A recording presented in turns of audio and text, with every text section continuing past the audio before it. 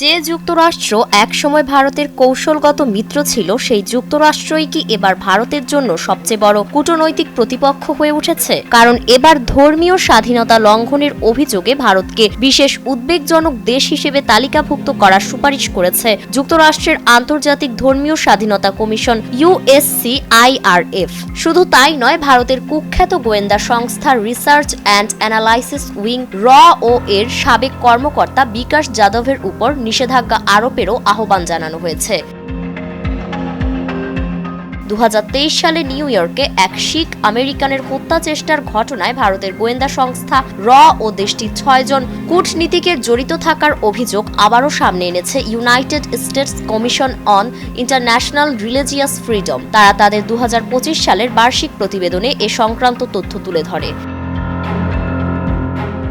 এছাড়া কমিশন এর মতো প্রতিষ্ঠানের বিরুদ্ধে গুরুতর ধর্মীয় স্বাধীনতা লঙ্ঘনের অভিযোগ তুলে যুক্তরাষ্ট্র সরকারের কাছে নিষেধাজ্ঞা আরোপের সুপারিশ করেছে। শুধু তাই নয়, ভারতকে কান্ট্রি অফ পার্টিকুলার কনসার্ন তালিকায় অন্তর্ভুক্ত করারও সুপারিশ করা হয়েছে। মূলত যেসব দেশে সরকারিভাবে গুরুতর ধর্মীয় নিপীড়নে লিপ্ত হয় কিংবা এ ধরনের লঙ্ঘনের ব্যাপারে নীরব সমর্থন দেয়, সেসব দেশকে এই তালিকায় অন্তর্ভুক্ত করা হয়। এসব কিছুর পর ভারতও চুপ বসে থাকেনি। বুধবার ভারতের পররাষ্ট্র মন্ত্রণালয়ের মুখপাত্র রণধীর জয়সওয়ালের এক বিবৃতিতে USCIRF-কে আন্তর্জাতিকভাবে একটি উদ্বেগের সংস্থা হিসেবে চিহ্নিত করার দাবি তুলেছেন ভারত পক্ষ থেকে।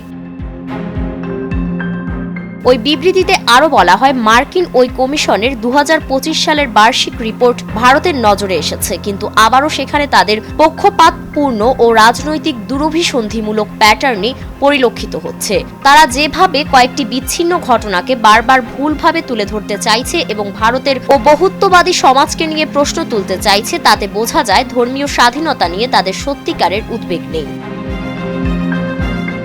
বলতে গেলে মার্কিন ওই কমিশনের রিপোর্টের যে মূল বক্তব্য আছে তার সবগুলোকেই ভারত সরাসরি অস্বীকার করেছে। এ নিয়ে দুদেশের মধ্যে কূটনৈতিক টানাপোড়েন আরও বেড়ে যাওয়ার ইঙ্গিত পাওয়া যাচ্ছে। বিশেষজ্ঞরা বলছেন, এই পদক্ষেপ দুই দেশের সম্পর্কের উপর দীর্ঘমেয়াদী প্রভাব ফেলবে।